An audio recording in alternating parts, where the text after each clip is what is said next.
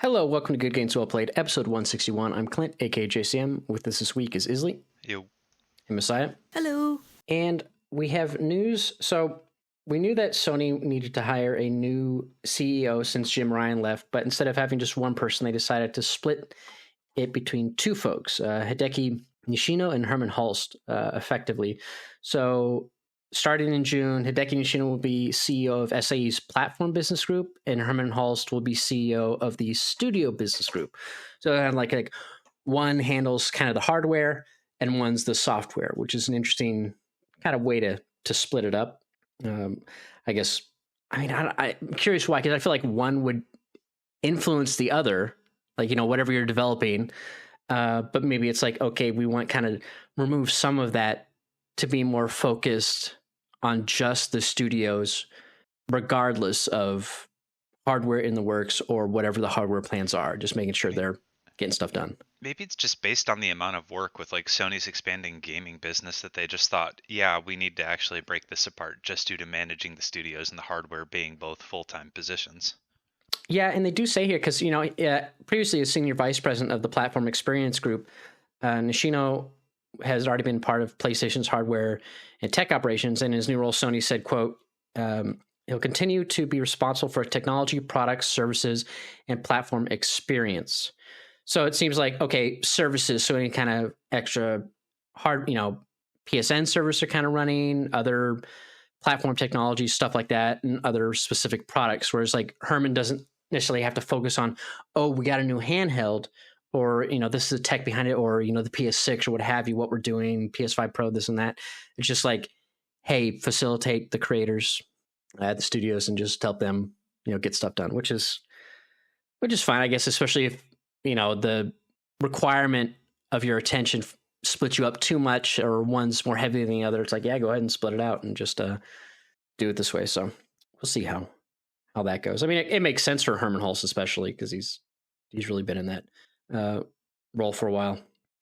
Yeah, we'll see how that goes. It was funny because, when they announced that Lego Horizon thing, or when we saw that in the news, we were like, oh, first Herman Hulst gets, he's going to become the new CEO, and now we get this Horizon Lego thing. Let's go. I know we'll probably talk about that later, but yeah, that was pretty fun.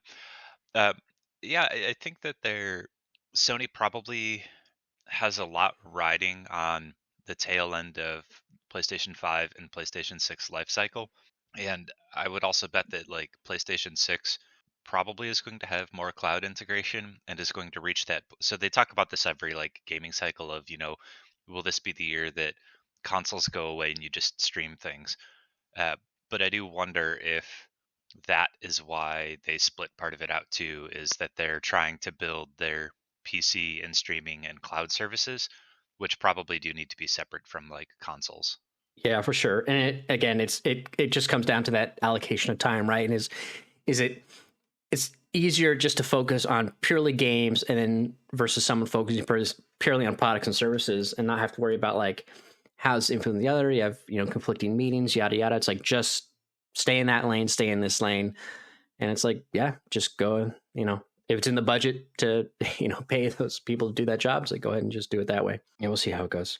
And then Sony had an investor call, and during that we found out that apparently Helldivers 2 is the fastest selling game that PlayStation's ever had, selling 12 million units in 12 weeks. So kind of showing that, hey, previously it was God of War, but now it's like, releasing day and date on PC, there's something to this. We did doing really well. And it's like, obviously I'm curious what that split is between PlayStation and PC user bases.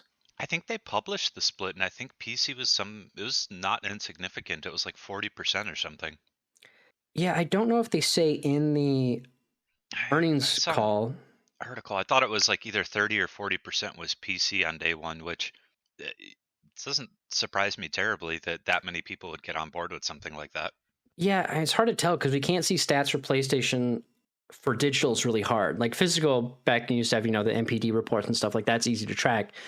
But digital is just very difficult. And there's like as part of that, I didn't have it marked as a news bit, but as part of that investor call, they also talked about how like digital sales of games on PlayStation like skyrocketed comparatively to like, previous cycles and quarters and whatnot. It's like a huge percentage of people are buying games digitally on the platform. But yeah, I mean, if Helldivers 2, I'm curious, like, okay, we know the rumors that God of War Ragnarok is coming to PC. Ghost of Tsushima just came out. That's doing really well. I don't have any article saved because it's been doing well over the weekend, but that's like doing really well, despite the PSN requirement and people being upset about that. But yeah, so I'm like, okay, is it just going to be probably just the multiplayer games in the future? Like, what does this mean for all the other, like Concord, the Bungie Marathon, like all these other games that are multiplayer? Are they going to try to push to do day and date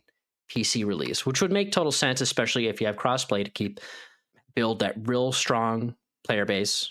And I think yeah, the interesting part for me would be that I felt during PS4's life cycle, kind of tail end of PS3 and PS4, it shifted from like PC being the best gaming platform to consoles being the best gaming platform, largely in PS4 due to exclusives and things like that, and PC ports just running poorly. But if they start doing day one releases on PC again, and PC has Game Pass and everything actually runs well, it feels like we could see a shift back to PC being one of the like primary gaming platforms instead of consoles.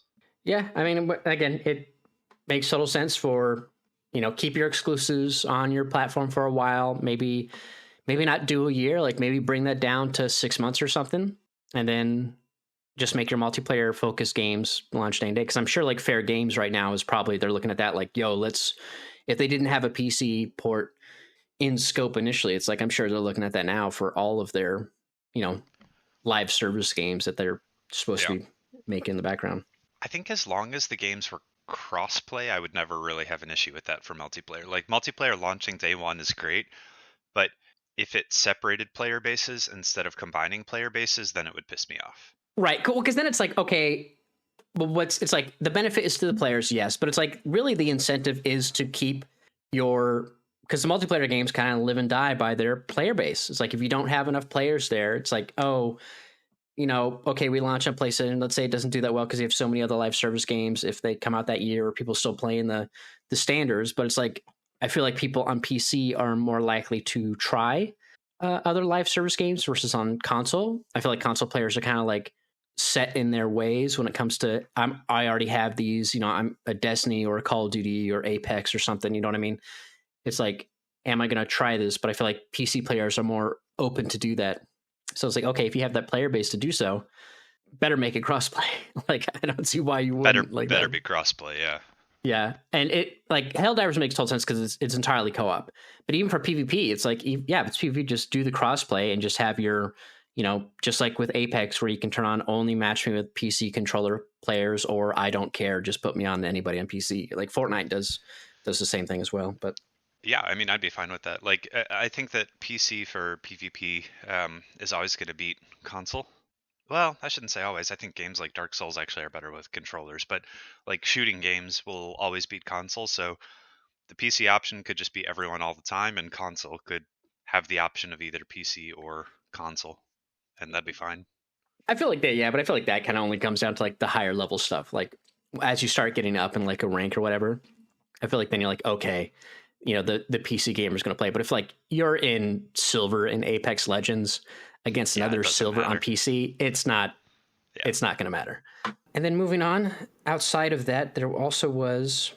I'm trying to see if I can find it here. There's another bit of a analysis speaking of PlayStation, but one analyst like was saying like apparently PS5 has shipped like 5 times more Xbox Series console during the last quarter, which is kind of nuts, and that the PS5 has since March sold 59.2 million units at the end of March of this year.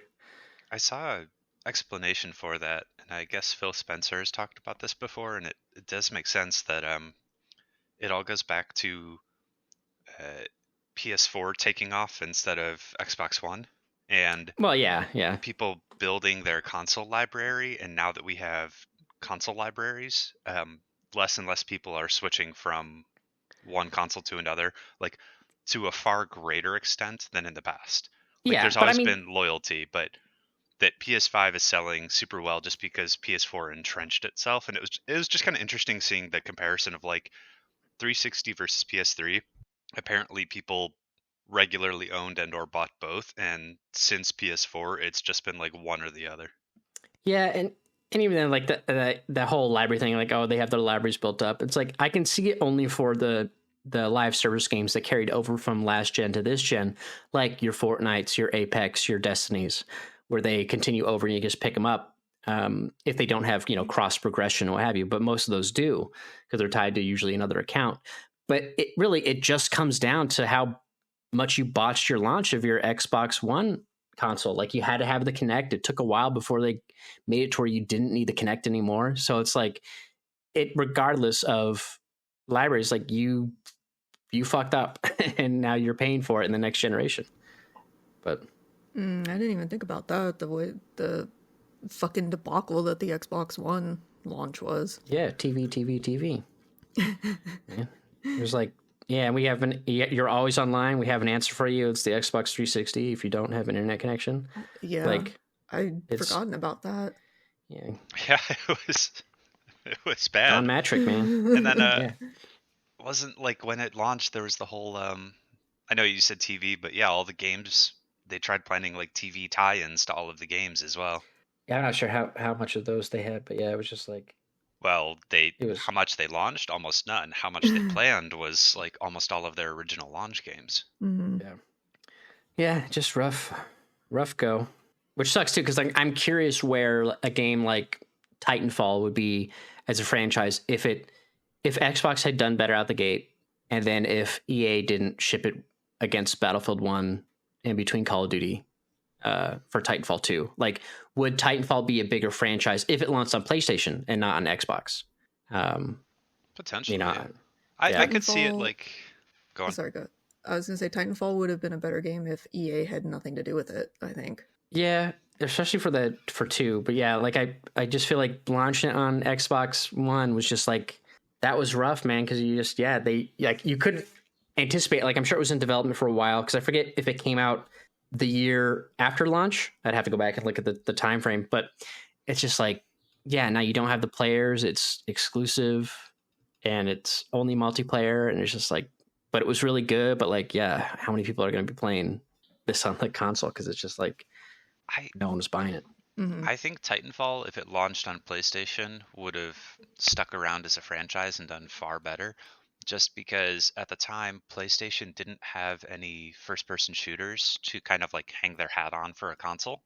Because like Resistance was ending, and after Resistance, Killzone never really took off as like the competitor to Halo, and Microsoft was still putting all of its cards into like Halo and or Call of Duty or Battlefield. So Titanfall could have been like what PlayStation used as their FPS game of choice.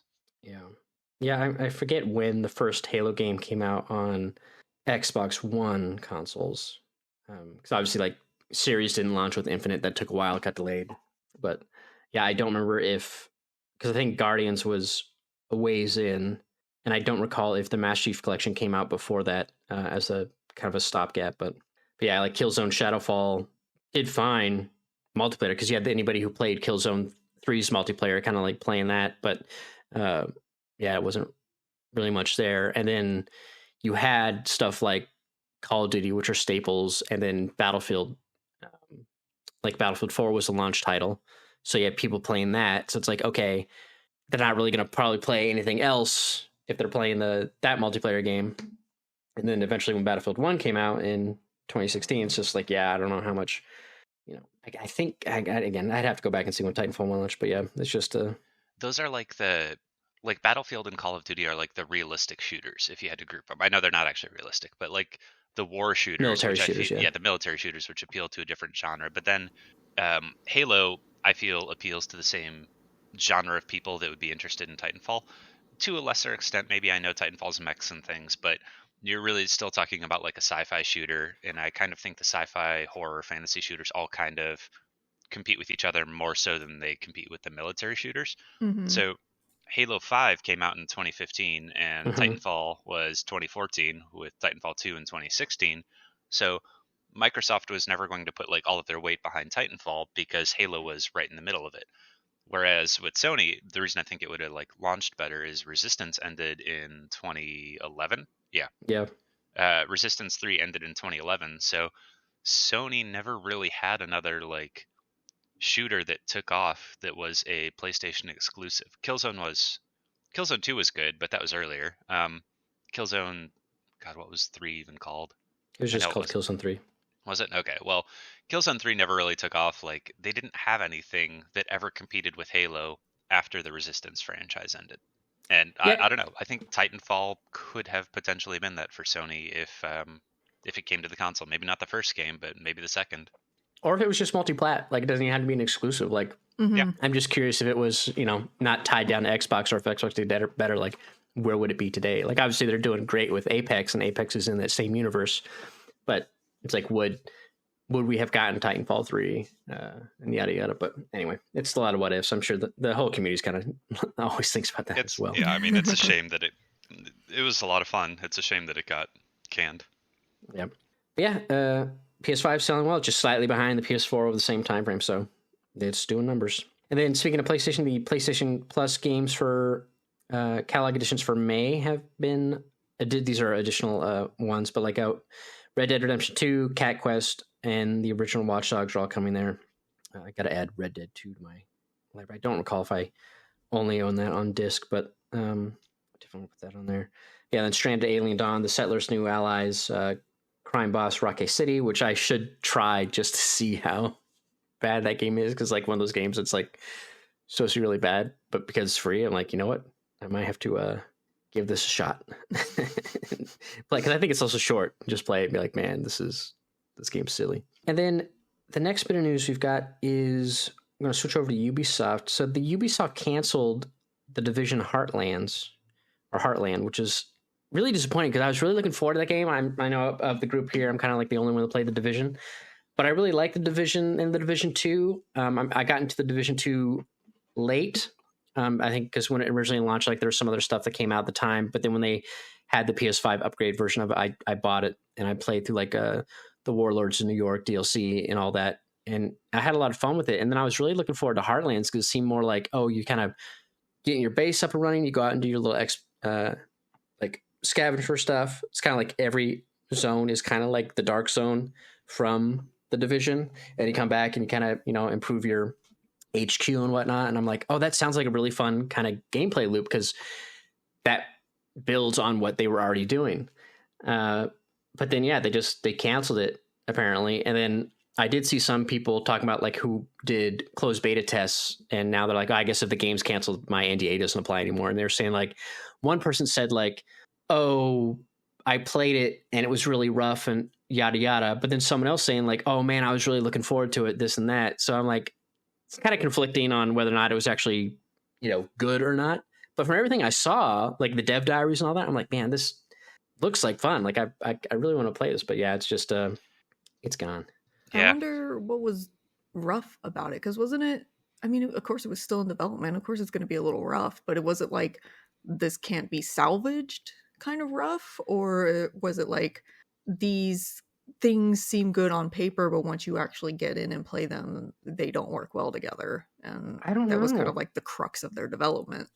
I mean, it was announced in 2021, so it wasn't that long ago. Mm-hmm. For like this style of game, like, okay, it'll take a couple years to come out, but like they said in a statement, after careful consideration, we have made the tough call to halt development on Tom Clancy's The Division Heartland. Effective immediately, our priority now is to support the talented team members at a Red Storm Entertainment studio who will be transitioning to new projects within our company, including X Defiant and Rainbow Six.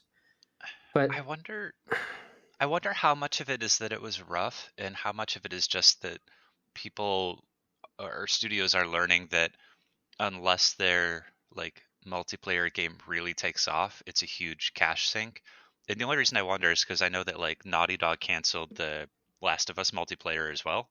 Mm-hmm. And it maybe feels like these games just don't actually make that much money unless they are something like Apex Legends or something that takes off at like a competitive level.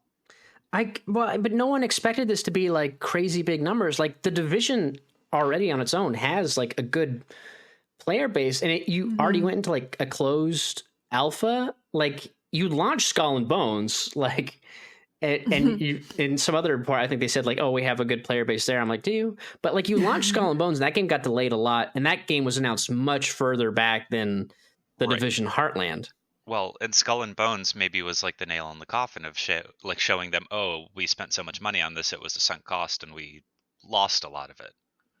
So maybe that just caused them to reevaluate like the multi-platform or the multiplayer kind of genre and strategy of, unless you are Destiny or Apex Legends or something like that, these games maybe just don't make that much money versus their development costs and the costs of like maintaining servers.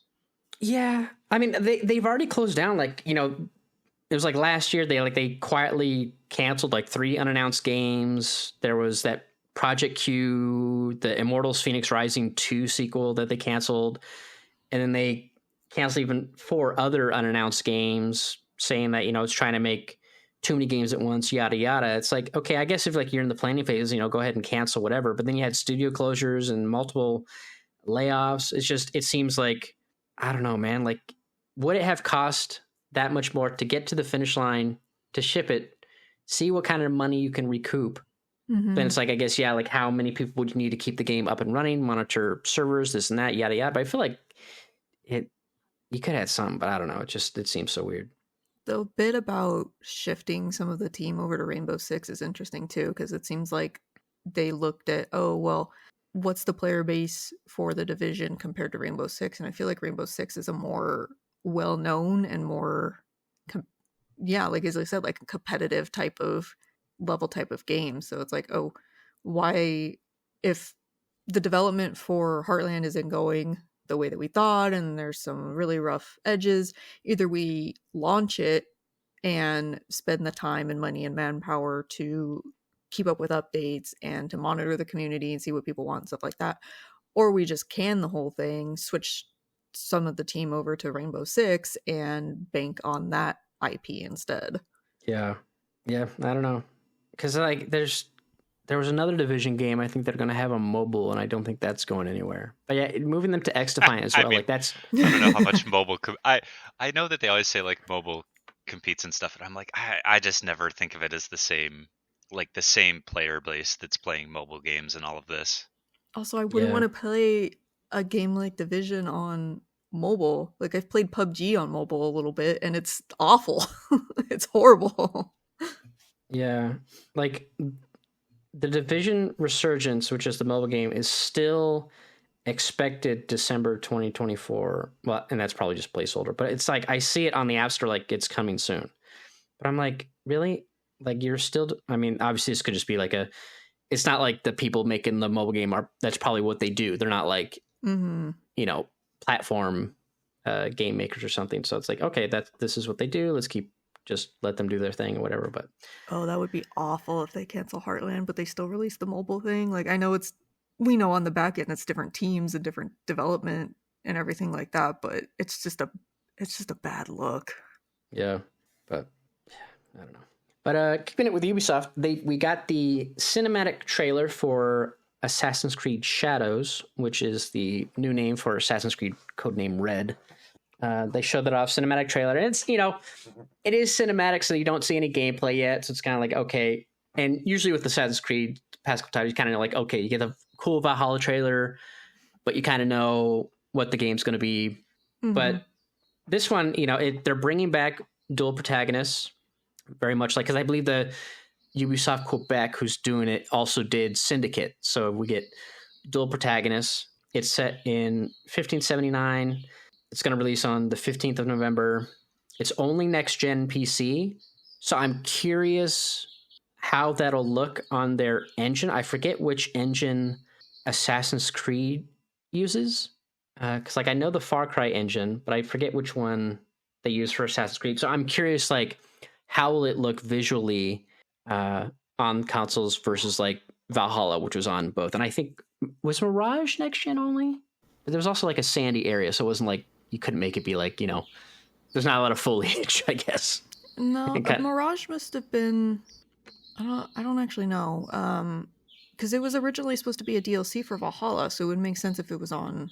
Yeah, it was on PS4 and iOS. But yeah, it was on It was on those iOS, platforms. the main competitor. And Amazon Luna and GeForce Now. But yeah, so it'll be next gen only. So I'm just curious what that means for their engine. But it is usually that doesn't mean as much for a multi-platform game, but something like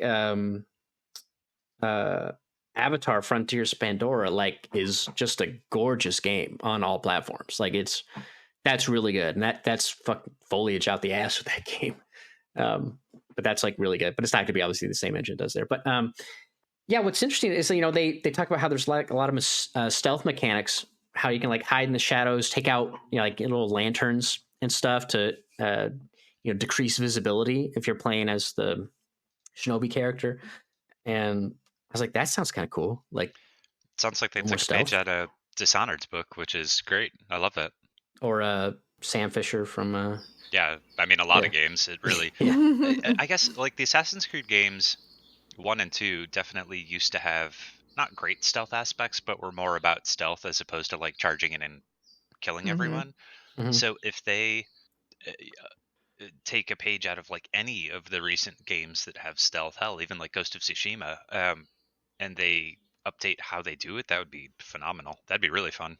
Yeah, because typically AC, it's you can either hide in a crowd or just find the secret passage. But it's if you do a night mission and you can actually take out the lanterns and reduce your visibility while you're sneak around on the rooftops or whatever, and it's not a full moon out or something like that. It's that's great. That means definitely you've updated your engine to be able to handle that kind of tactical espionage action. But that'll be a lot of fun. The map size apparently is supposed to be about the same size as Assassin's Creed Origins.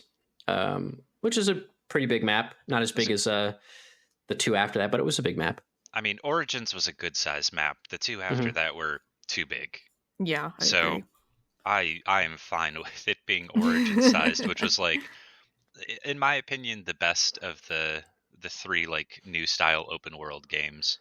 I liked Valhalla's because it wasn't just the one map. So you have your first map, and that's the smallest ones, and you get your other maps. So it's the total sum of landmass, square footage you can run around is huge. But I like that it's split. So it's okay, it's still a big area, but it's not as totally big. So if you want to go back to the other area, it's kind of optional. If you want to go around and do some stuff. But then I like that Odyssey was too big. It was, well, yeah, I was gonna say I liked that Valhalla's a split like that. It was still it was too much, and it just wasn't. It wasn't fun enough for the amount of stuff you could actually do in these areas. I like this big open. You're Valhalla is the best. I like it in Valhalla because there was less water. I love just seeing the landscapes when you're on horseback and just seeing.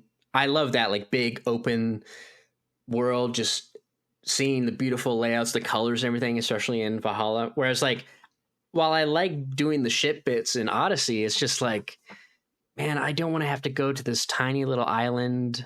And there's a trophy for uncovering all this stuff. And it's I mean, I agree with Odyssey. I just think Valhalla was similar for me. Yeah. They're, I like them. They're all good games. But in short, I'm just saying, I wouldn't mind going back to Origins, which was... Origins, I feel struck the balance between, it was big enough and fun enough without being... without it just being this is too much. This is just absolutely too much. Yeah. I don't think Origins had that thing where it's I feel it was more so in Valhalla, but where, yeah, you had some tombs, but they were always kind of related to Isu stuff in Origins. And you had some of that in Odyssey as well. But I felt in Valhalla, there was a lot of oh, here's an old assassin's hideout, and you can get some armor here, and you do this little puzzle. There's too much of that. I'm okay, I don't need certain side content. Yeah, could have been cut from that game, but I guess if the games also didn't have fast travel a whole lot, that'd be kind of annoying. But yeah, I get what you're saying. To each their own. You're wrong, but to each their... No, I'm just kidding. You're wrong. You're wrong, and you suck, and you're wrong. That's kind of... You're wrong. You're allowed to be wrong, but you're wrong. Everybody I listen to on a podcast who loves that game, I'll do say it's too big for Valhalla. But because it's funny, because I just think about how many people didn't finish it in the press, and I was what are they going to do when they boot up and like in present day it's just Bassam there but as Loki, and then Right. they're like what the hell happened? Like they have like, it's so funny hearing them talk about it because like someone wrote in like they're like into a podcast saying how they're excited that now that Layla's gone, that Loki's just going to be present day, like it could be him potentially in the present day story, and they're excited for that. But of course, like no one on the podcast like had any fucking idea because they didn't finish, and I'm like, all right. No, my other pet peeve is just like Layla. They never do enough with their modern day protagonists in Assassin's Creed. Like going back to Desmond, they never develop them as much as I feel like they should for the games. And I Mhm. thought they would with Layla, and then they just kind of don't again. And I just wonder if it's like, do I really just want a game where like you play as the modern day protagonist? Maybe. You didn't like infiltrating Abstergo as Desmond? Yeah. Yeah. Like, No, and I'm I like, did- that's like, you should have more of this. Like, I don't need to do like the whole run around the Isu temple in 3 and be like, okay, this and that, or do the VR first person sections trying to get out and use subject 12 or whatever's memories to help me escape. But like when he infiltrates Abstergo, I was like, oh, this could be cool. But they don't like do enough of that. And then I think because not many people really down on the modern day storyline, I feel like that's why, like, because then you saw in, I mean, I don't know how much there was in I'm blanking on the name, but the one that launched with Black Flag or with Unity. I don't remember if that other one had a whole lot of modern day stuff, but like then Unity's was very much just like, oh, it's just cutscenes. And then I did like the Black Flags going around the essentially Ubisoft, the Abstergo Game Studios. Like that was interesting, but yeah, there's like they really kind of cut out a lot of that stuff. Even Layla in Origins is just in a cave the whole time. Mhm. she's like, it's cool that you can read the emails and stuff, but yeah, they don't do enough with the modern day, and I understand why. Like, I get it. They don't do enough with it because, the modern day is the modern day is not like where the main gameplay takes place, but they just need to like, they either need to cut it and get rid of the modern day aspect entirely, or they need to actually, I don't know, I'm going off on a random rant. You sound like Game Press now. It's just been the same complaint I've had for Assassin's Creed for ages, which is just that I wish they would stop like pushing the modern day story forward and then resetting it, and then pushing the modern day story forward and then resetting it like continuously. They just do that. Yeah. It's too much. Yeah, because that was my we talked about before, like in the past, like the one issue I had with continuing the Black Flag story, present story, but in the books. Mhm. To resolve that. And I'm like, because they never bring up any of that ever again. And it's just like, oh, it got solved in the books. There's a shrouded turn, yada yada, this, that, and then there's an explosion. I'm like, great. And then there's an explosion. Yeah. But yeah, because they do a little bit with Layla where they're like, okay, you meet Cassandra in the DLC, that was fun.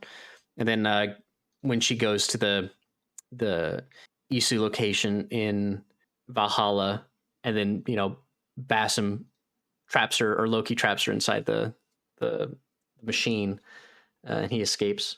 But yeah, it's like, okay, she's gone. But now what are you gonna do story wise? It's fun with Loki. So we'll and are we going to continue with that group of Isu? Are we going to see a different group of Isu? Right, because we talked about that. Like, it's like, okay, this seems like the Isu that kind of spawned the Norse mythology. It's like, okay, are there other, and they had their own doomsday plan for how they're going to deal with everything going on. Like each had their own, Minerva and Juno and all them. They had their ideas, and then these guys had their own. So I'm curious if they're going to expand on that or just keep it with that group. Like I'm not sure what they'll do. It'll just be something entirely different, and then Ubisoft will be like, "What? Didn't you read the book that came out? Basically. Didn't you read the comic?" Yeah. Luckily, I don't think any book came out, so they can't fall on that just yet. But No book came out yet. They talk about seasons being in Assassin's Creed Shadows, but I'm curious if it's like one of those things where it's like other games that are like, oh, we got seasons, but like the seasons are tied to story progression. Like, Right. I'm curious if it'll be, because I'm trying to think if there's any, like, because I think Forza did that where like they had seasons and it was similar to like a day night cycle kind of thing where it was like it was constantly changing. I don't know how sped up it was for gameplay. Like obviously, like if you only play like an hour a day, are you going to see any season change? So I'm sure they probably could speed it up, or maybe that was within like the game options. or how quickly you want it to go around. But like they all have day-night cycles, so I'm curious how quickly the seasons will change in the game. And yeah, if it's only tied to story progression, I feel like that could be a little obnoxious. But I don't know how else you would have seasons if it wasn't tied to story progression, because I feel like that would be a little weird. yeah, and Like usually you'd be waiting a long time if it wasn't tied to progression. well, because like even in like Ghosts, like you had Jin had the ability to play, you know, the flute or whatever, and like change the. I want it to be sunny. I want it to be like you can control as the player, like mechanically. And a lot of games usually that have like a day, night, or a season cycle, after you beat it, give players the ability to control that time and weather in the menus. You just can't in the game usually because they might tie like we want this cutscene to be at night and it's raining, thunderstorm, yada yada, very cinematic, what have you. Because sometimes you can't even do it like in photo mode until you beat the game, and you can actually do that. So I'm curious, if it's just like, oh yeah, we've got that, but yeah, it's just story progression.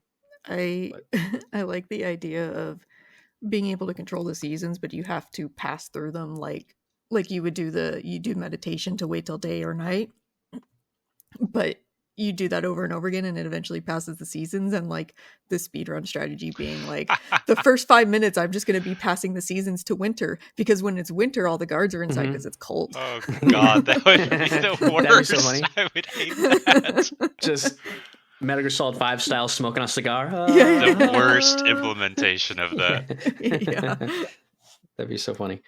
Oh man. Yeah. So we're going to talk about the skip soon, but right now we're doing the weather skip.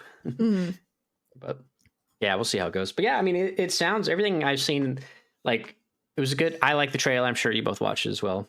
Yeah. I'm curious how quickly we'll get gameplay, because man, I'm trying to think of, in fact, you give your opinion on it, both you, while I look this up. I'm assuming you guys, outside of the present day stuff, Isli, I'm assuming you're both kind of excited for this one or looking forward to it. I mean, I feel like, so I know that everyone has wanted a, Asian-based Assassin's Creed for ages and ages, and I actually feel like they're really hitting the sweet spot of when they release this, because it's not competing with Neo right now. Ghost of Tsushima has been like, obviously Ghost of Tsushima, well, I guess I shouldn't say obviously it's in the works, but like, we think Ghost of Tsushima 2 is in the works, but it's been long enough since 1 is released that it's not really competing with 1 anymore. And Rise of the Ronin, which people thought it would compete with, has kind of gotten like very average reviews. So I feel like they actually ended up hitting the sweet spot of when this game is coming out. It looks like a ton of fun. Assassin's Creed is the kind of one of the main games that started this whole genre of, for better or worse. And if they update stealth elements, keep an open world, and make it like a good sized map, it could be a great game. I also really like the dual protagonists. I think there's a lot of opportunities there. I like the way that the dual protagonists were done in Syndicate. Like, they both have their own story and personality, as opposed to like, oh, you play the same character, but you can be a boy or a girl kind of thing. So like the dual protagonists, and I like that. Well, I like the idea of them having different play styles too. So it's like, okay, you're playing as this character, you know that you want to be this section of the game, you're going to want to be more stealthy than anything. And if you get into combat, it's going to be a different feel than if you play the other character, which is more combat focused, speculation and all that at this point. But what I liked about Syndicate was when you're outside of the main story, you can choose what character you want. And if the characters in this have different play styles, it really kind of opens up to how you prefer to play the game. Like, I would probably play more of like a stealth character when I'm out doing open world stuff. Or if there's a side thing that I want to do that's like, this is going to be a pain in the ass to stealth through, there's just guards everywhere, it's going to be a horrible nightmare, I'll just switch to the other character and go in and bash everybody's heads in. Like, it's kind of like an evolution of that Syndicate playstyle that I really liked, while still giving the two protagonists their own personalities, their own stories, their own like characterization, basically. And it's not just like, oh, we're letting you choose which one you want to play because we're trying to be inclusive. But Odyssey. Yeah, but it's like one of the characters is obviously better than the other, but then like, what's the canon? Oh, well, if you're just going to choose a canon anyway, why didn't you just do this in the first place? Because you didn't want the backlash of having a female protagonist. Yeah. I feel like if you're going to do two characters, and it's like dual protagonists, make them both important, which it does feel like they're doing with Shadows. I mean, they're not just a brother and a sister that are the male and female version of the exact same character. They are like two different people. So it feels like they're actually doing that, which is kind of cool. Yeah, I'm excited. I think it looks great. I hope it reviews well. Yeah, I'm sure it'll probably get they like don't fuck anything up. an 8 it or seems something. like they have a win. I mean, they will to some degree because that's just what they do. But as long as it's doesn't necessarily affect the overall enjoyment of the game, it's whatever. It's fine. We expect this at this point. Yeah, I'm Feels curious like it should be too. an easy win. Like in Syndicate, like it was very much that when you run around, it's kind of like that GTA style. You can be whomever you want to be, but there were story missions that were specific to some missions that were specific to each character. Especially depending on like who you were going to take down enemy wise, like who was the main boss. And I'm curious how much they'll do that here, where it's like, okay, this mission is only a stealth mission, and this one's like the brute force mission. So it's like, okay, will it be set up in such a way that it doesn't feel like especially if you favor, like in Syndicate, they're very much the same, Jacob and Evie Fry, and in play styles. So it's like, okay, now you have two different play styles. If a player prefers one, like at least in like Ghost of Tsushima, if you want to do it stealthy, you can do it stealthy if you want. But if there's a mission that goes wrong, whatever, you're still the same character and go back to stealth. It's like, okay, if you're doing the stealthy mission, but that's not like your preferred play style, like will it be rely too much on that stealth to be like, oh man, if that's gonna be the thing, like, oh, I love when you're going around just brutally beating people down with heavy weapons, but it's like, man, I can't.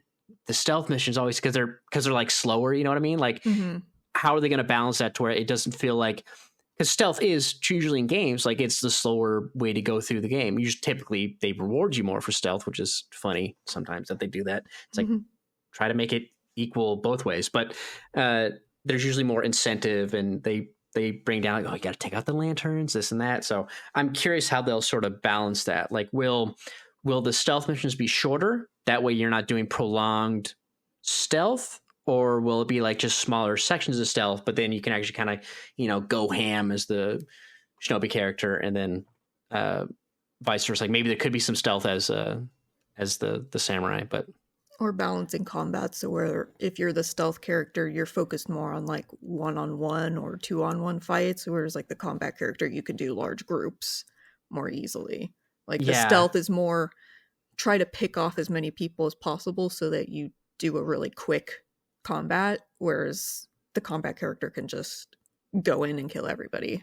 Kind of like maybe more gadgetry as the Shinobi, smoke bombs, stuff like that, and then it's like throwing knives and what have you. But yeah, ooh, I would really love if like every once in a while, or maybe there's like special missions where they're together and you can like live swap between them depending on the situation. That would be rad. Yeah, that would be kind of cool. Like just like FF style, like, oh, we're both in it. Okay, I'm just gonna R1, I'm over on you now, or whatever. Yeah. That'd be interesting, yeah.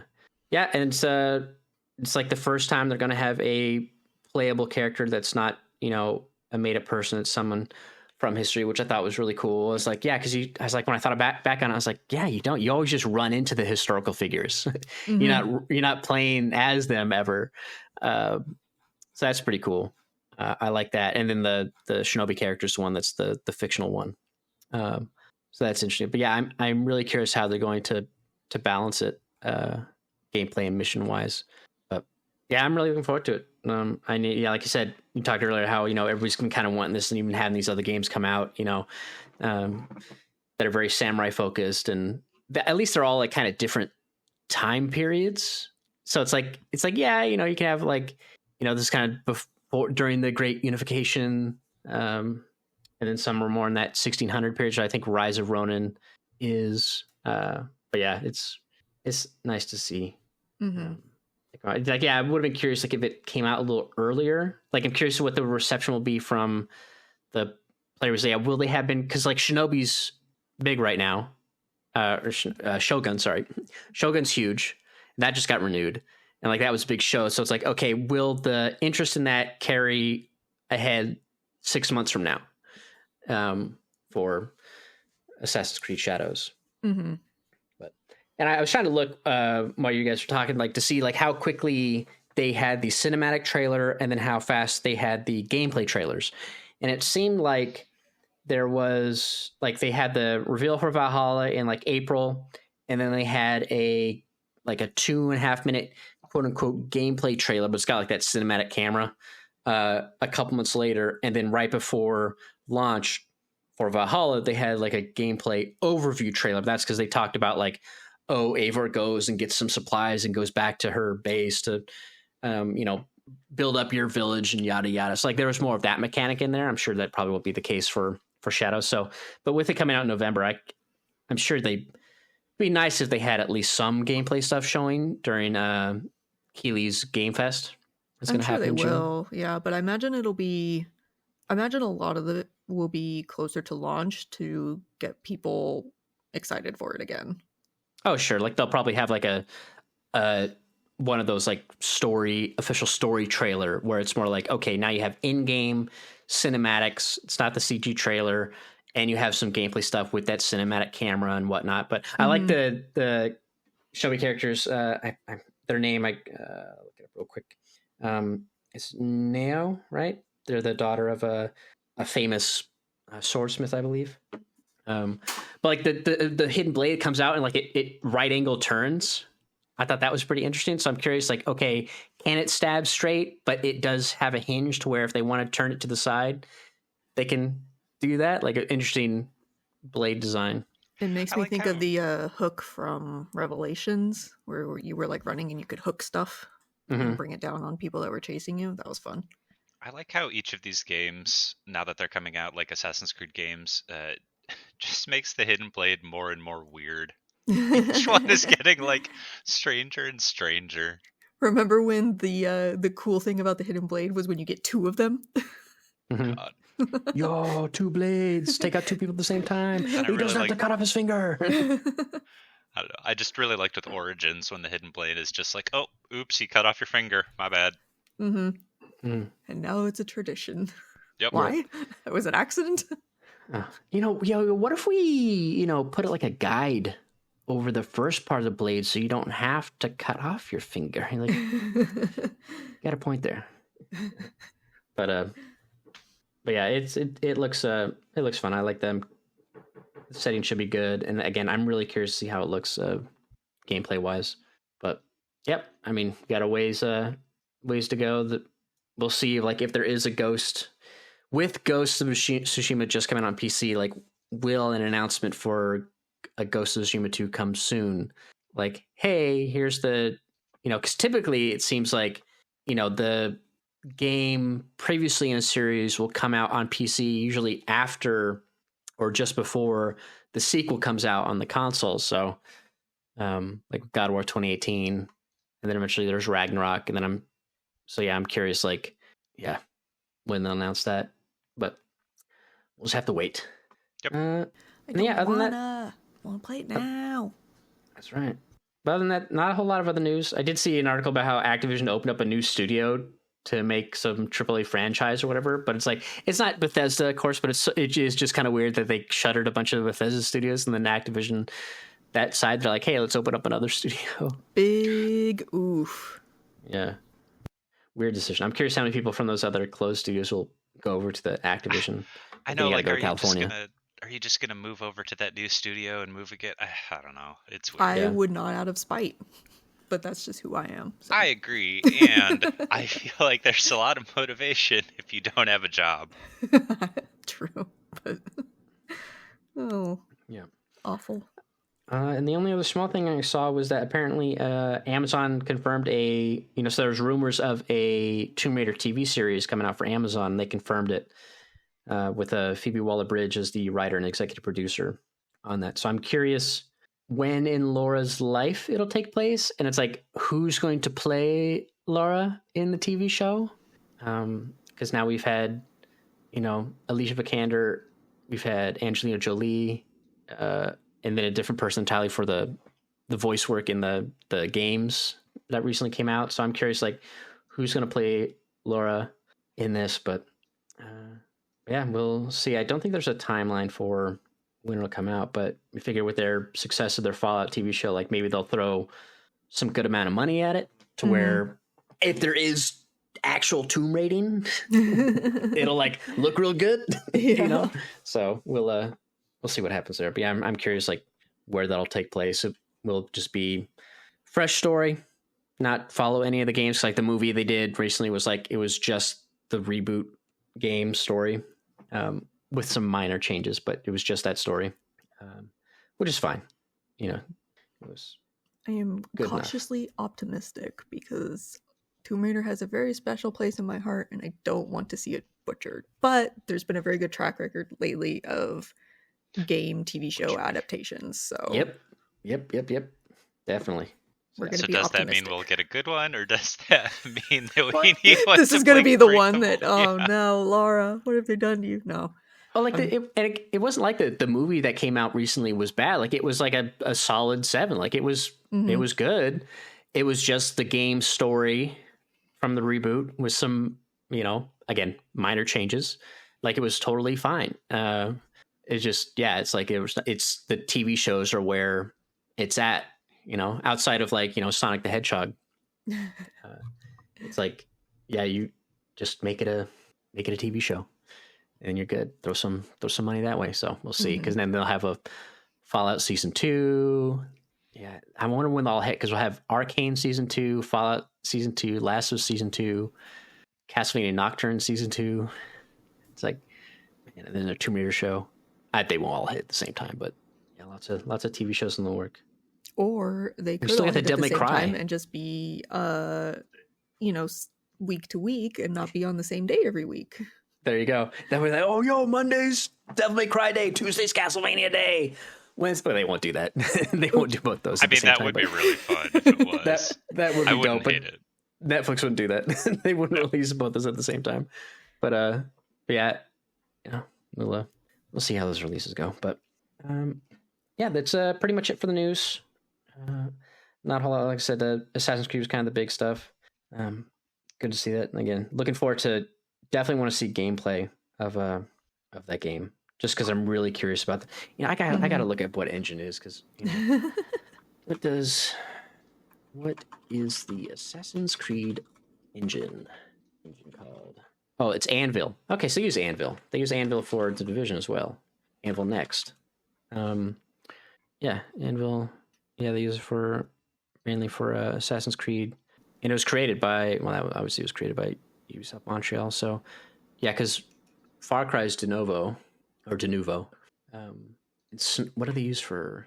Let's see, Avatar: Frontiers of Pandora engine. I think they use Snowdrop. Yeah, they use Snowdrop. How long has Ubisoft been using Anvil on the Assassin's Creed games? Would it start at Origin? Anvil's been used for a long time. I mean, back in the 360, like until 2009, it was known as Scimitar. And then up to 2020, it was called Anvil Next. It was created by Ubisoft Montreal. It doesn't say... Yeah, so it was written from the ground up for Assassin's Creed in 2007. So it's been used for... It was used for Assassin's Creed like from the start. They also used it... I guess part of it was from Far Cry 2, part of the engine. I don't know if it's exactly the same, but... Yes, they've been using Anvil for a long time. So Anvil's like their Assassin's Creed one. Snowdrop, I believe, is Snowdrop engine. I'm trying to see when they started Snowdrop. That was by Massive, yeah. So they used that one for the Division is when Snowdrop came in, yeah. And then, Dunia, not Denuvo. Denuvo is the anti-cheat software, whatever. Dunia engine was like a break off of the Cry engine, and Dunia is for Far Cry. So it's interesting that they use different engines for different Ubisoft titles instead of sharing them, instead of just have like one proprietary engine, like how Sony has the ICE division, where like they do like, hey, let's work on this. But like Star Wars Outlaw is going to be on a Snowdrop, X Defiance on Snowdrop. Oh, for Avatar Frontiers, yeah, Avatar Frontiers Pandora Snowdrop. So I'm curious what they changed for Avatar's Frontier Pandora to make Snowdrop look as insane as it did. Because yeah, it's just, I know Digital Foundry had a big old discussion. There was like a GDC talk for that game and just all the tech behind it and just how insane that game looks. But yeah, multiple different engines for them. But anyways, so yeah, I'm curious what it'll look like. What will the engine look like just on next gen consoles? But I guess you still have the Series S, so you have to have some flexibility. Plus on PC, you have flexibility on different scaling for GPUs and whatnot. It's not like people are still running like 1080s and 20 series cards and whatnot when you look at like the Steam hardware charts and what have you. So it's not like if it was only console and not PC. So I wonder if they're maybe focusing more on performance then rather than like graphical fidelity, just like making sure that it runs better and taking advantage of all of the next gen hardware to just make it a more smooth and fast experience. Yeah, I don't know. It's like Valhalla ran at 60 at launch. It did have some. I know on Xbox there was like there's an area like a village in the first bit where like it was like a combination of like the snow plus if Eivor had a torch out, like it could cause some dips. Like it was the one spot like Digital Foundry would always test anytime they have a patch to fix the game, and like even at 60, it would have like some just weird problems there. But yeah, I'm curious if they can make their their DRS like ceiling higher by making it next gen or current consoles only, perhaps, and like maybe raise up that floor of the dynamic resolution scaling. Like I'm sure that's probably just what it'll be, and then maybe improved draw distance. For object that is like the one downside to open world games is like, which is what's so insane about the Avatar game is like typically in AC or any other open world game, even like Ghost, which Ghost I don't think I noticed it as much, but like typically for third party titles, it's like you see that LOD line, especially when you're on horseback, what have you. It's like, and in Valhalla it was nice because at least they kept some of that colorful foliage still on the screen, and then it just kind of made it denser as you got it. But you could see that line, and I hardly noticed that with Avatar, even when I'm on like the bird flying around. It's like that game just, they have like a great, granted I am on PC, I'm not on PS5, so maybe I would notice it more on PS5, but even when I was playing like Far Cry, replaying Far Cry New Dawn and Far Cry 5, like you can still see some of that in and on PC as well. But yeah, so I'm curious if that'll be change those LOD distances, but I don't know. I mean, because Star Wars Outlaws looks really good. Granted, we haven't seen like full on, like I'm sure it's just being played at fidelity, not performance level right now, because they want to show it like the best it can look. So I'll be curious how that looks on gotta wait for that Digital Foundry video. Those are always fun to watch. But all right, well, that'll wrap it up for the news. So we can go ahead and move on to what we've been playing. I haven't seen you on anything on Discord, but then I haven't really been paying attention too much to Discord. Have you been playing much of that? Well, probably not on Discord because I've been playing on my Switch. Right. Mostly. Well. So, no, I played Animal Well. Played it, beat it. I got the most of the collectibles. I gave up at like the super end game collectible. I was like, I got to one that I was like, this is just frustrating me and ruining my fun of the game. So I think I'm done at this point. But that game was fantastic. It was so fun. That was exactly one of those games that's like, this was made for me kind of game. There were some parts where I was like, this is just a horror game. Everybody has tricked me into playing a scary video game and I'm upset about it. But yeah, it was fantastic. I would very much like to play either another one or more games similar to it right now. So I'm kind of in that post-game limbo again, but we're going to be going on a road trip soon, so I need to find something to play. I don't know if I'm going to find something on my Switch or if I'm going to pick something else to play on my fun little retro console thing. Yeah. But yeah, I need to pick something to play because it's going to be a long trip. Mm-hmm. But that's pretty much it. That's pretty much all I've been playing lately. I got very obsessed with it very quickly. Yeah. See, I told you. Yeah. Hey, you tricked me into playing a scary video game. It was very spooky. But yeah, it's so good. Just a little guy trying to get through the world. Yep. Yeah. Just a little blob making his way through the well. I stopped at the same point as you. Of like, I got all the collectibles except for the third tier, I guess you would call them, whatever. They're like super challenging, difficult ones that require you to use a guide or communicate with people online because you can only do part of it. I was like, nah, there's no trophy for it. These are too much. I don't care. I did look up like the little reward or whatever, and I was like, oh, that'd be fun to see. But yeah, like, to see if it's worth it. Yeah, there was one in particular that I was trying to do that it was just making me into a very mean person trying to do it. So I was like, I think I'm good. I'm gonna run around and maybe try to figure out some little things on my own. But other than that, I'm good for now. I don't know. Obviously, spoilers, but well, JCM, did you play and beat Animal Well? No, I'm not that far. I got like to the wiener dog, past the wiener dog. I got the replacement decoy disc, did that, and then I stopped there. So I'm not super far into the game at all. I've only put, oh my God, where's the, oh, it's on PlayStation. I can't look at my time. I haven't played a ton of it. What is the reward for the super secret thing? Well, I mean, do I need to Google it? Because I just Googled it. I like can't find out what the reward is for that. I can find the guide that I was using. It's just, I mean, do you want actual spoiler or? I do. I'm not going to go back to it, but I don't know if JCM does. You can go ahead and say, I'll just take out my head. If it's really that much of a spoiler, I mean, I'm not going to go for it, but if like the object itself is a spoiler to other parts of the game, then I'll just take off my headset real quick. So I can say what it is without spoiling how you get it or how it's related or anything, but you basically get an ability to fly. Oh, interesting. I don't even know if I would care about that. Yeah, me neither. I don't even know what it is.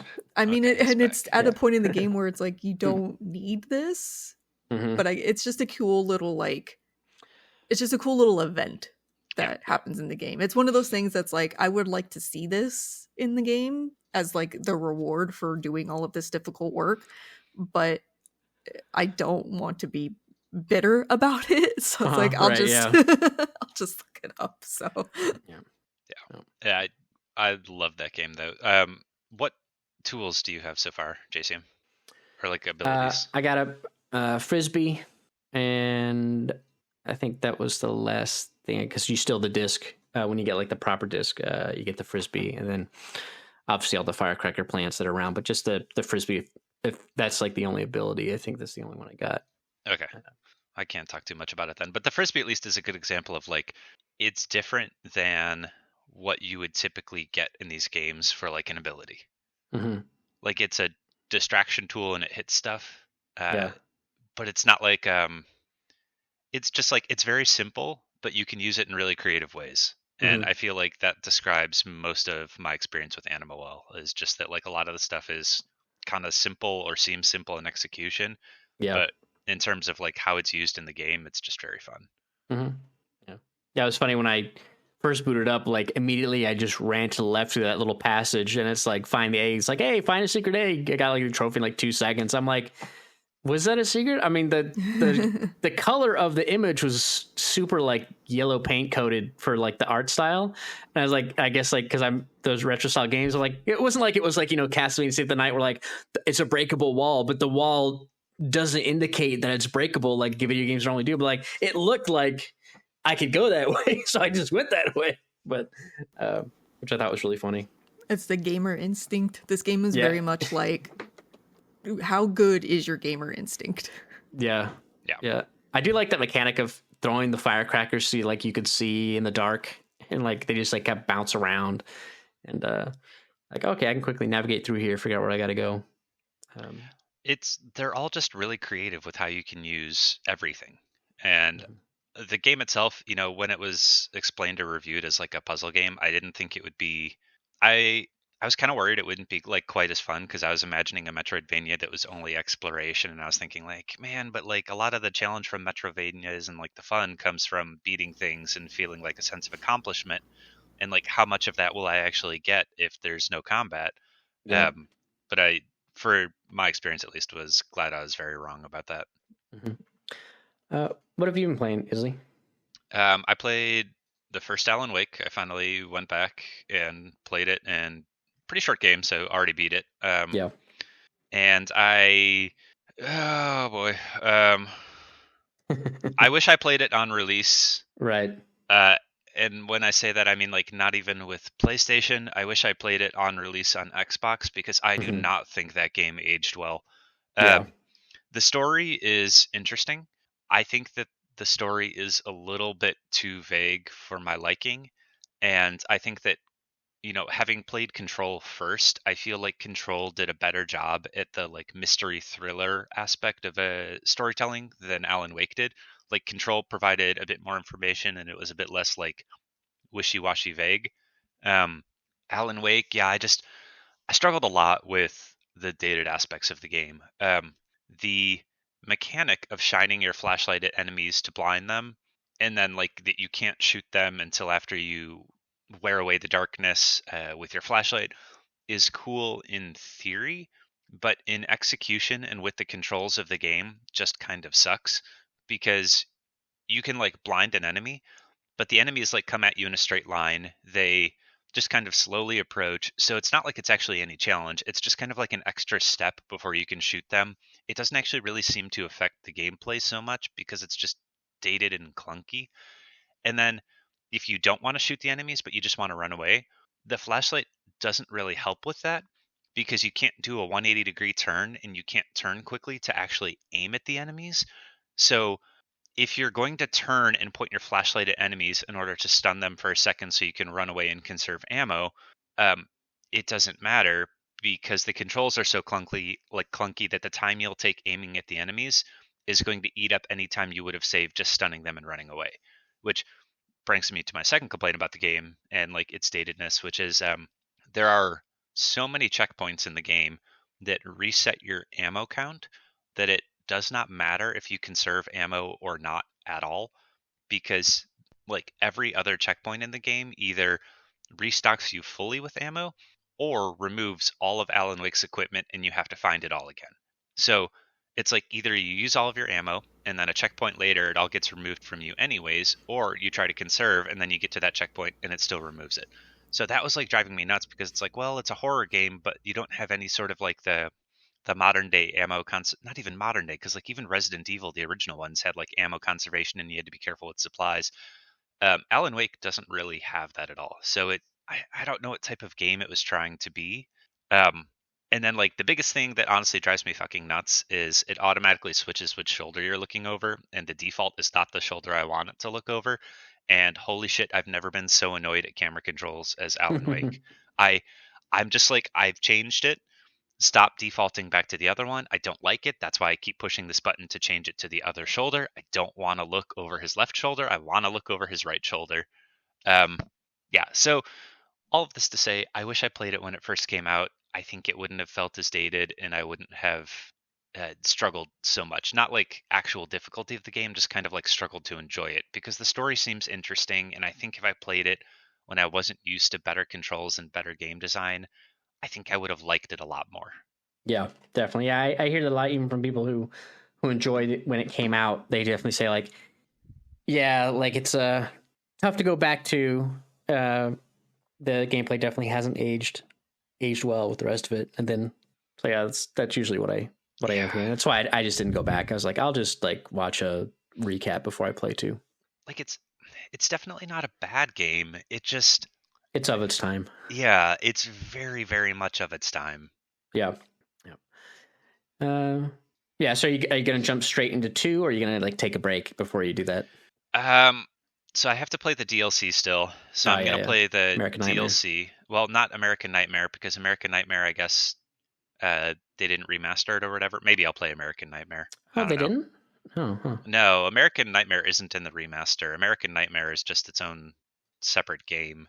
Huh.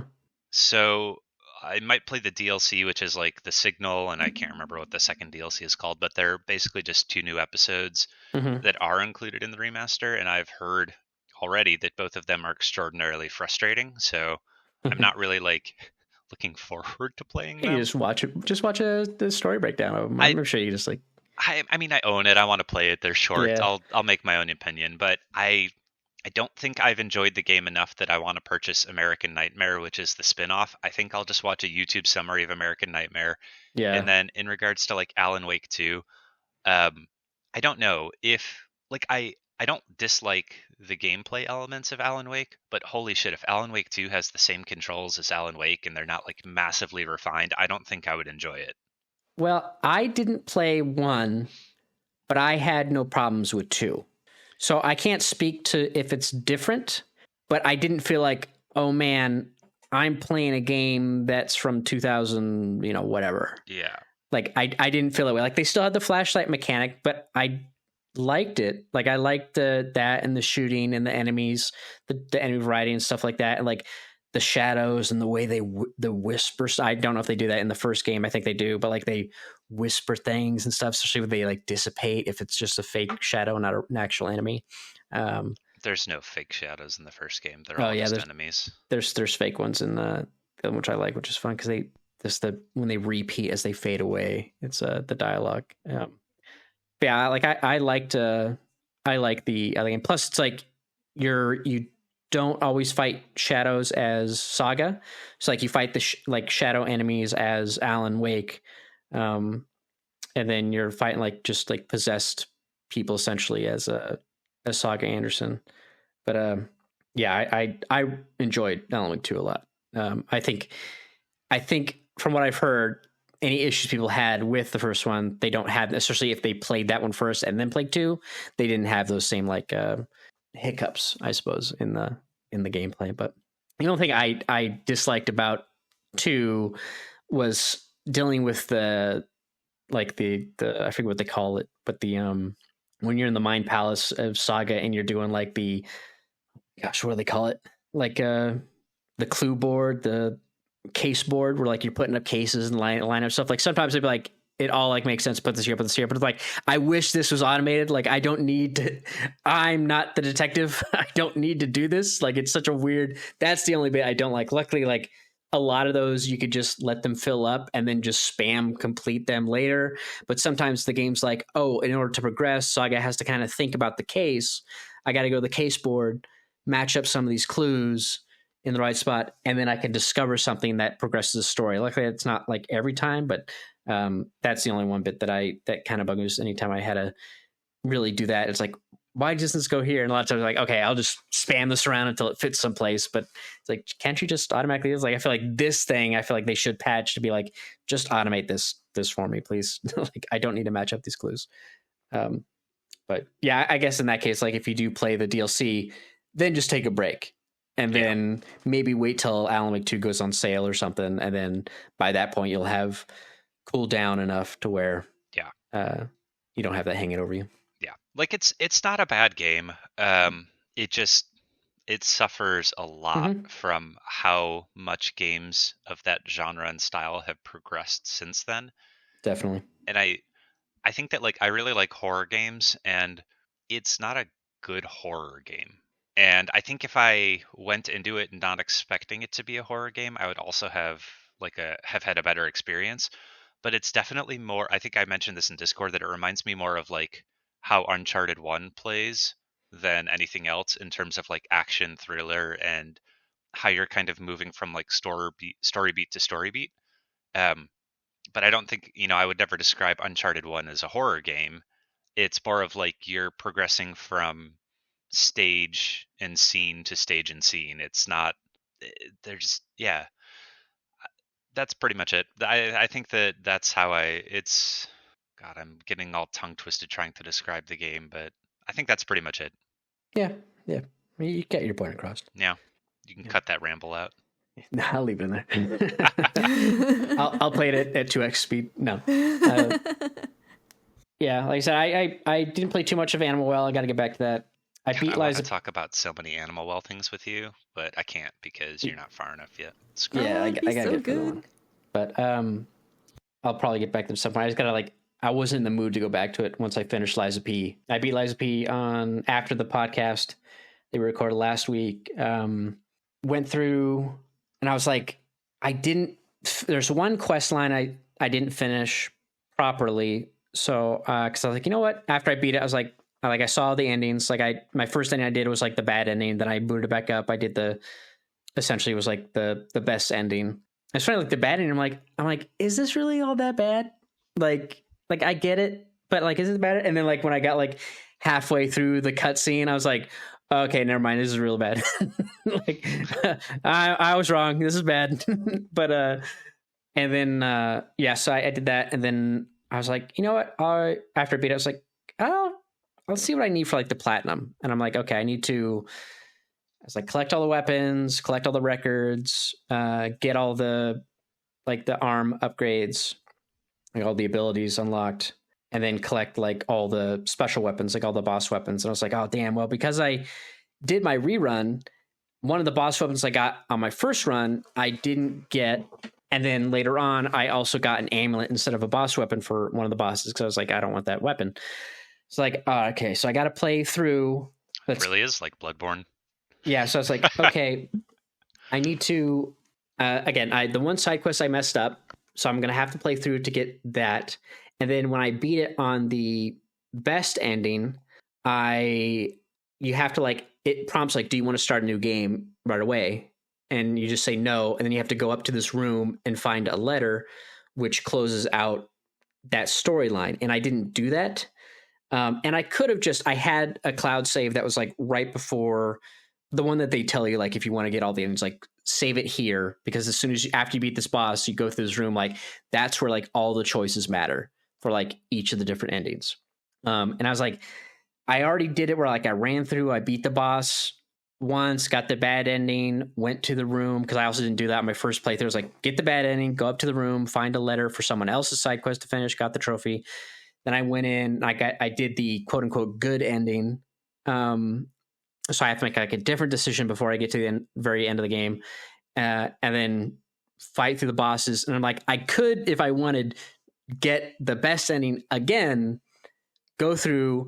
Now I'm like, but I don't want to have to fight, like, because the one thing I hate about doing that, because I kept like reloading my save data, is the first time you get to a boss, you have to watch the cutscene, and the cutscene for like the final boss is just so long, like not like insane line, but like for a boss, it's like I'm like, I can't skip this, and like I have to sit through it each time I reload. I'm like, I don't want to do this the third time. I'll just, in order to get the one trophy I'm missing anyways, I have to progress pretty far into the game anyhow, like into the last chapter, and I'll just save that quest and get the best ending at the same time and just beat the game fully and then do that. So I was like, okay. Luckily though, I guess like if you have multiple saves, I had weapons that I didn't, or I had unlocked special arms on my other save, my first game, that I didn't on my second one.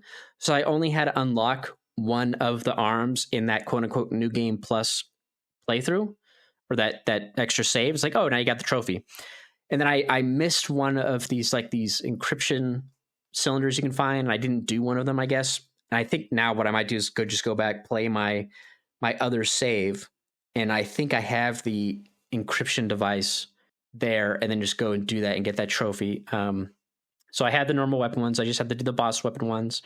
I'm just missing I think I know exactly where the boss is, so it shouldn't be hard to get. And then I just have to collect all the records. And I'm also I thought one of them was to collect all the emotes that you can do, but there's 17. But I had, these are like the same freaking trophies as Bloodborne. Yeah, like so the exact same trophies too. I had 14 of the emotes, and like one of them was tied to a quest that I didn't do. Like I had to answer a certain way, but I didn't do it that right way, so I didn't get the emote. But then when I got like one of them that I needed, it's like, oh, you got all the emotes. I'm like, did I? Because even like when I I don't remember like if I talked to that person differently on my first playthrough. I didn't even think I got that quest with them. So I'm like, anyways, they gave me that trophy. I'm like, okay, that's done. So all I have to do is get the other boss weapons I didn't get, and then collect all the records, and then that should be, and then do the 2 side quests, and I'll get the platinum. So I'm doing that. So I'm just doing a new game plus, running through and playing again. And that game's just real good. So it's fun going back to that. But then because I did that, like I was like, I wasn't ready to move on. Like I need more Eliza P. And I watched like someone had like a lore video on it. I was like, okay, let's see, fill in any gaps I might have missed. And I'm like, nope, for the most part, I got everything. Like I didn't miss much. It's not like with like a normal Souls game where like, okay, there's some shit like I didn't read or retain the information from this one object that I got, a hat that I got in the church or something. You know what I mean? So it's like, that was good there. But yeah, it's fun. It's funny. Like when you beat it, they give you access to things that you unlock later in your first playthrough. But the way they give it to you is like, okay, the secret path to this thing is available right away. This vendor is there, but they're not there because you haven't met them yet in the beginning. So they just have like a box where you can like trade items to get these things for. It's just funny. But yeah, I'll just slowly work away on getting that platinum. That'll be easy. I'll do it while I have all the boss memories in my head. I know exactly how to just quickly beat them.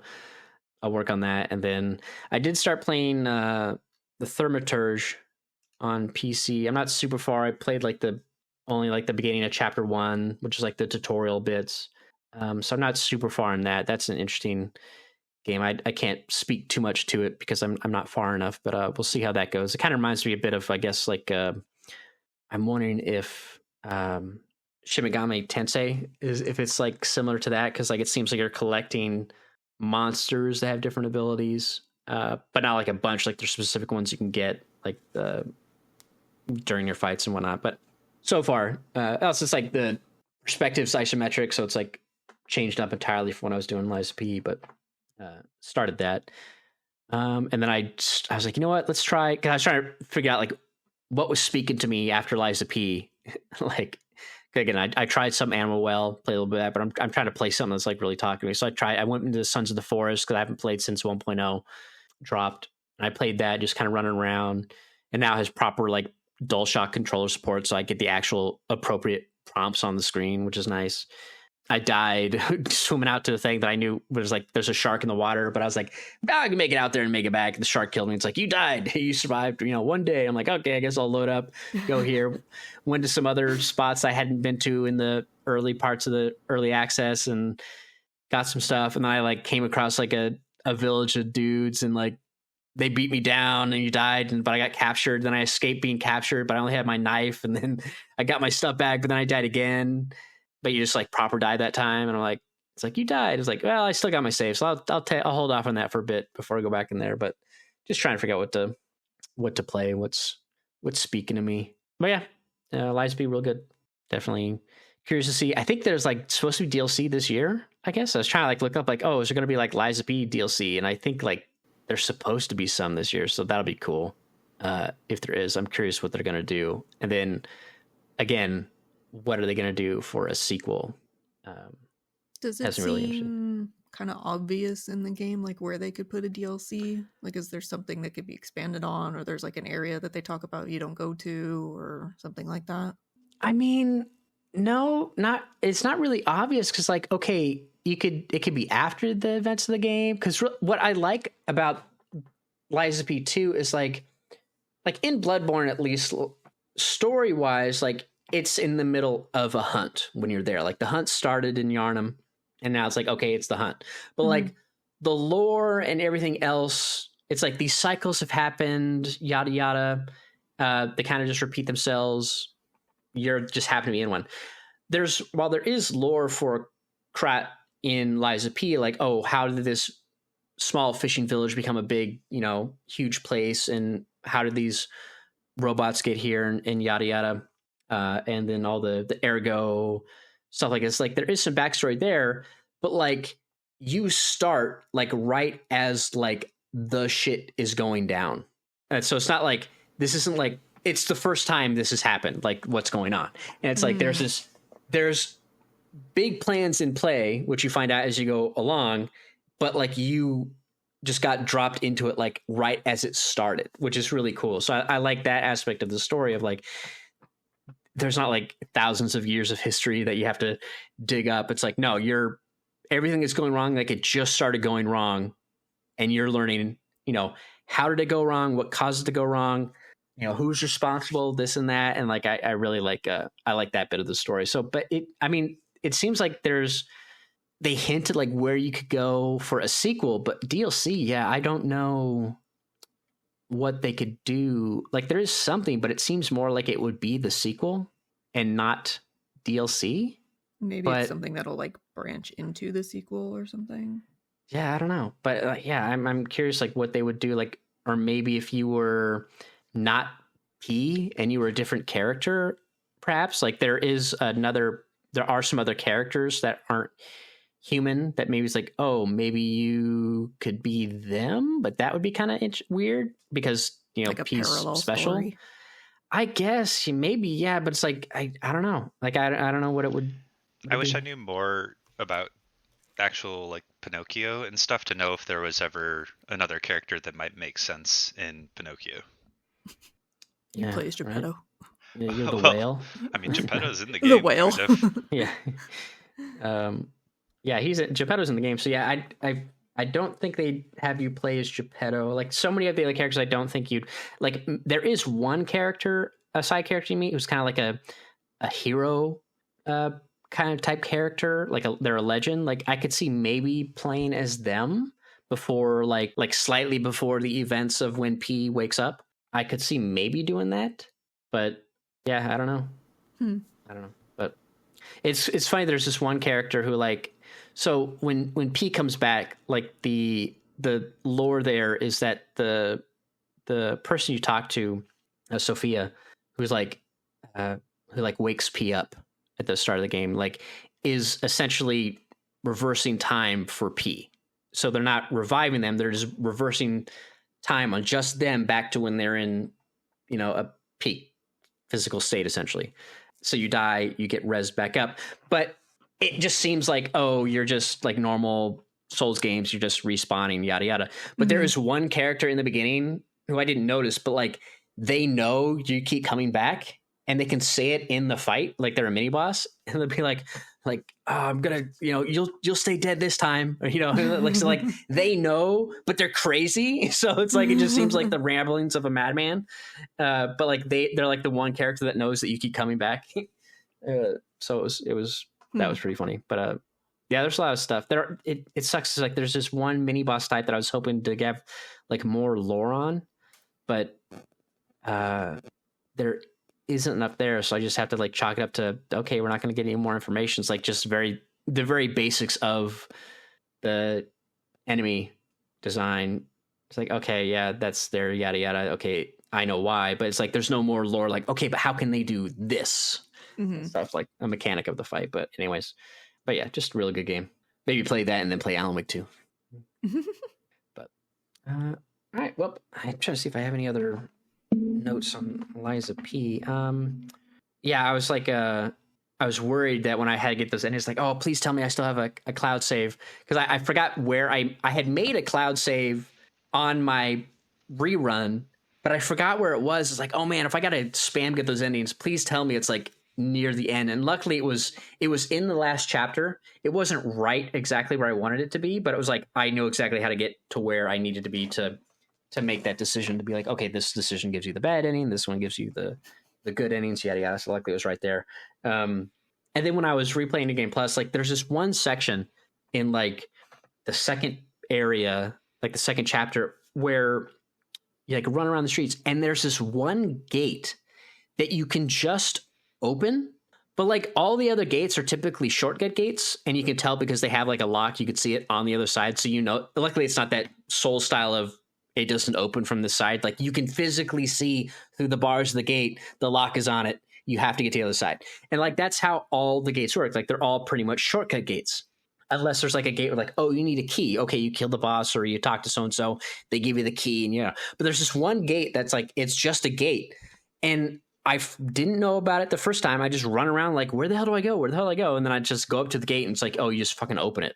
And then on my replay, same thing happened. I was like, oh, I got all the shortcuts. I dropped all the ladders off the rooftops, whatever, yada. I'm running like, where do I go? Where do I go? And I just run up to the gate and I'm like, oh yeah, it's this dumb fucking gate. Like I need to like leave a note for myself if I ever play it again to be like, just open the gate. Like just it's walk not up to locked. the door and open it. Yeah, it's like it was so frustrating. I was like, God damn it. Like it's typically it's like normally like, oh, you walk up to the mansion, open the door, like that's what you would do. Or okay, try to open the like it's obvious that's the objective. This just seemed like, oh, it's a shortcut gate. No, it's just the fucking gate. Just open it. Like, That damn it, is why do you gotta do this? That feels like such a D&D thing where it's like your DM takes the party to a door. It's like you come across a closed door and they spend 25 minutes trying to figure out how to open the door. And then finally the DM's like, has anybody tried to open the door? Yeah. And they just go up and open it. Yeah, there's a funny people at Dirt League had a D&D mini series and making jokes and like they like, oh, you found a door. There's a hole in it in the shape of a star, very similar to Artifact, and like they can't like figure out that they need to put that key into the door. It's like you feel the object you found earlier is glowing, but they just wouldn't get it. It's like just playing on that idea that the players aren't paying attention. Sad but true. Yeah. Do a perception check. You perceive that the door is not locked. The DM's just like over it. Make Gemini just be like, yo, go open the gate. Like, tell me to do it or something, right? Like, there's so many times where there's like a spotlight on like a ladder or something, like a shortcut ladder that unlocks, you know, like, oh, that's where the ladder is or this, that, yada, yada. And this is just like nothing. There's like no, don't yellow paint the gate. It's just like, just, man, come on. But anyway, it was just frustrating there, but yeah. All right, well, that's all the notes I got there. So I guess we can go ahead and wrap it up for this episode. We did start a little later, so it's later in the day than normal by the time we finish. All right, well, thank you all for tuning and listening. Thank you, Isli. Thank you, Zaya, for joining. Yep. We'll see you all next time.